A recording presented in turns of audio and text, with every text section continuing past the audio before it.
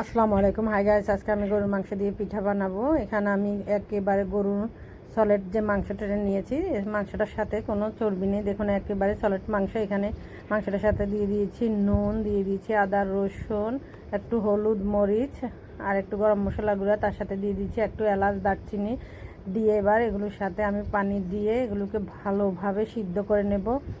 প্রায় আমি এগুলোকে আধা ঘন্টার মতো জাল দিয়ে একেবারে সিদ্ধ করে নিয়েছি। পানিটা একদম শুকিয়ে নেব। দেখুন পানিটা একদম শুকিয়ে গেছে। এবার আমি দেখব মাংসগুলো সিদ্ধ হয়েছে কিনা। দেখুন মাংসগুলো একেবারে ভালোভাবে সিদ্ধ হয়ে গেছে। এগুলো পানিটাও আমি আরও একটু নাড়াচাড়া করে শুকিয়ে নিয়ে তারপরে মাংসটাকে নামিয়ে নেব। মাংসটাকে নামিয়ে আমি হাত দিয়ে কুচি কুচি করে নিয়েছি। আর এখানে কড়াইয়ের মধ্যে তেল দিয়েছি, তার মধ্যে দিয়ে দিয়েছি 1 চামচ ঘি। ঘিটা দিলে হয় কি অনেক সুন্দর মিষ্টি একটা গ্রান বেরোয়। এখানে নিয়েছি আমি পেঁয়াজ কুচি, কাঁচামরিচ। প্রথমে হাত দিয়ে আমি অল্প একটু পেঁয়াজ দিয়ে দেব। তেলটা অনেক বেশি গরম হয়ে গেছে। এবার আমি পরে বাটির সবগুলো ঢেলে দিলাম। দিয়ে এবার এগুলোকে একেবারে কয়েক মিনিট ভালো করে মচমচা করে ভেজে নেব। পেঁয়াজটা যত মচমচা হবে মাংসের ভাজিটা খেতে কিন্তু ততই বেশি ভালো লাগবে। তাই পেঁয়াজটাকে আমি প্রায় 5 থেকে 6 মিনিটের মতো ভালোভাবে ভেজে নিয়েছি।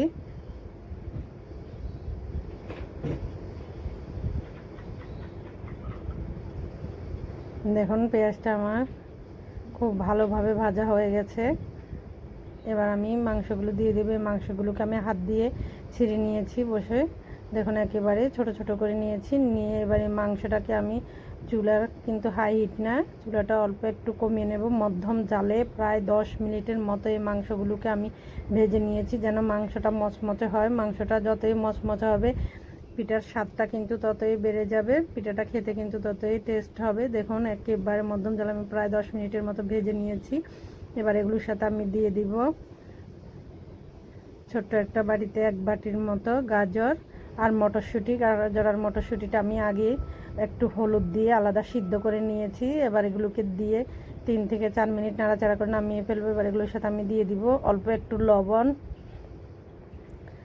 পরিমাণ মতো লবণটা দিয়ে ভালো করে নাড়াচাড়া করে মিক্স করে এবার আমি এগুলোকে নামিয়ে ফেলবো। এবার এখানে আমি আটার খামিরটা করার জন্য দিয়ে দিচ্ছি পানিটার মধ্যে দিয়ে দিচ্ছি লবণ আর দিয়ে দিব একটু তেল। তেলটা দিলে হয় কি খামিরটা খুবই নরম তুলতুলে হয়। এখানে আমি চালের গুঁড়া দিয়ে এই পিঠাটা বানাবো। তেলটা লবণটা ভালো করে মিক্স করে নিচ্ছি। চালের গুঁড়া দিয়ে যখন পিঠাটা বানাবেন তখন এই চালের গুঁড়ার পানিটাকে ভালোভাবে এভাবে 3 থেকে 4 মিনিট ভালোভাবে পানিটাকে ফুটিয়ে নেবেন। তাহলে হয় কি খামিরটা খুবই ভালো হয়। দেখুন এবার গুঁড়ি দিচ্ছি আর আমি আস্তে আস্তে নাড়াচ্ছি। এইভাবে আমি 2 থেকে 3 বার গুঁড়ি দেবো আর পানিটা নাড়াবো। একসাথে কিন্তু গুঁড়িগুলো দিলে খামিরটা ভালো হয় না।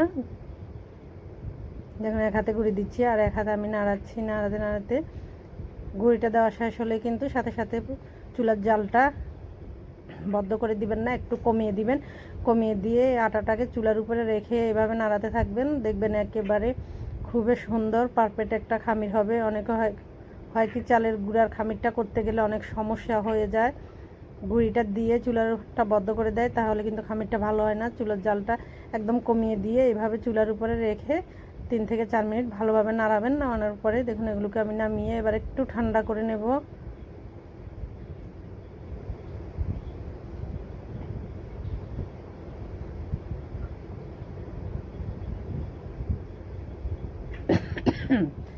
দেখুন আমি কড়াইয়ের থেকে সবগুলোকে সুন্দরভাবে উঠিয়ে নিয়ে একটু মেলে এগুলোকে ফ্যানের নিচে রেখে একটু হাতে যেন সয় এরকম ঠান্ডা করে নেব। হাতটাকে পানিতে ভিজিয়ে তারপর দেখুন এই খামিরটা আমি মাখাচ্ছি। একেবারে পুরোপুরি ঠান্ডা হয়ে গেলে কিন্তু খামিরটা ভালোভাবে থাকে মিশ হয় না। একটু গরম থাকতেই করবেন যেন হাতে সয় এরকম। হাতটাকে ভিজিয়ে নিয়ে তারপরে দেখুন এই খামিরটা আমি ভালো করে মুথে নিচ্ছি।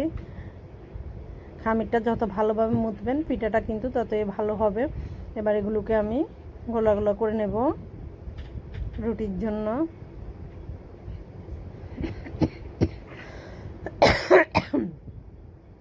রুটি বানানোর জন্য দেখুন এগুলোকে আমি এভাবে গোল গোল করে নিচ্ছি।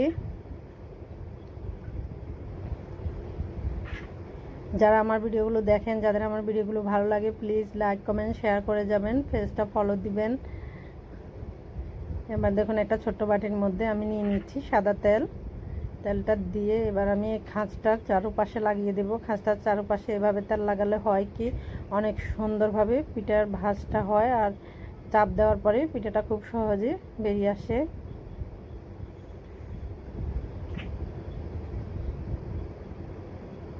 রুটি দিয়ে দেখুন একটু চেপে দিয়ে এটার মধ্যে এবার আমি দিয়ে দিব মাংসের কিমাটা।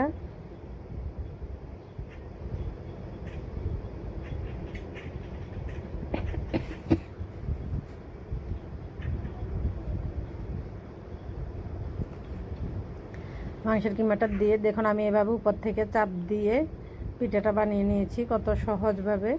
এভাবে চাপ দিলে কিন্তু দেখুন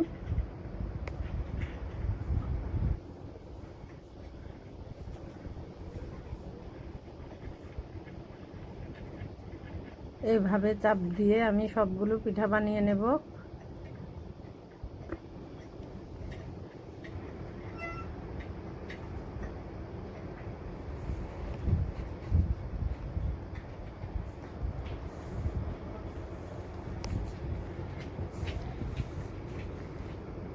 খাঁজের মধ্যে এভাবে চাপ দিয়ে দিয়ে দেখুন আমি সবগুলো পিঠা এভাবে বানিয়ে নিচ্ছি।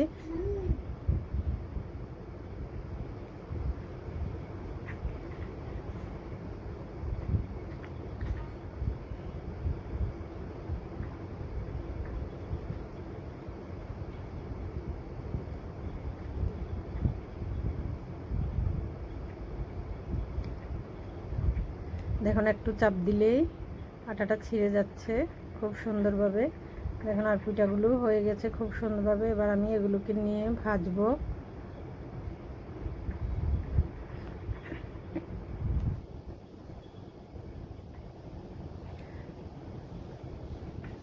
কড়াইয়ের মধ্যে তেলটা দিয়ে একটু গরম করে এবার একটা একটা করে আমি পিঠাগুলো দিয়ে দেব।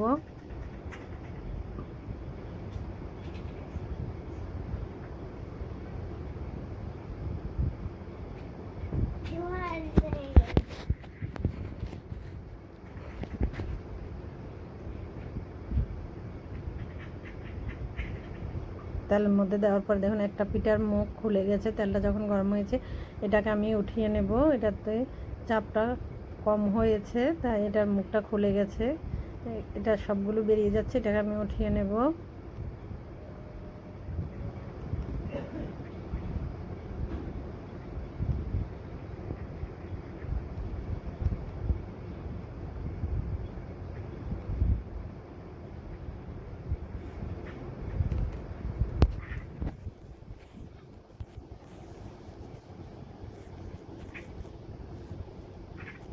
এটাকে উঠিয়ে নিয়ে এটা থেকে যেগুলো বেরিয়েছে এগুলোকে আস্তে আস্তে আমি সবগুলো উঠিয়ে তেলটাকে পরিষ্কার করে নিচ্ছি। পিঠাগুলোর এক পাশ হয়ে গেছে, আরেক পাশ উল্টিয়ে দিচ্ছি।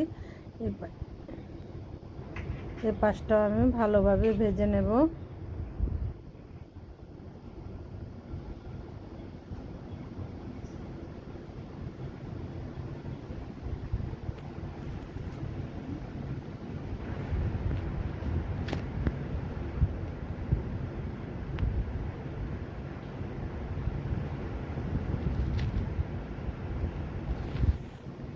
পিঠার এক পাশটা হয়ে গেছে দেখুন, এবার আমি আরেক পাশটা উল্টিয়ে দেব, দিয়ে তারপরে নামিয়ে ফেলবো।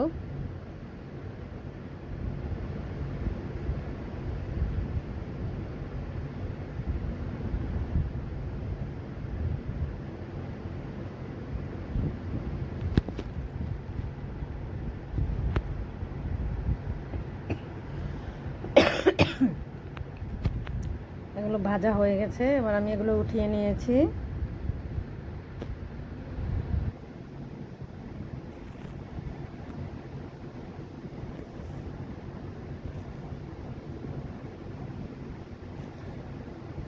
এইভাবে আমি সবগুলো পিঠা করে খুব সুন্দরভাবে ভেজে নেব।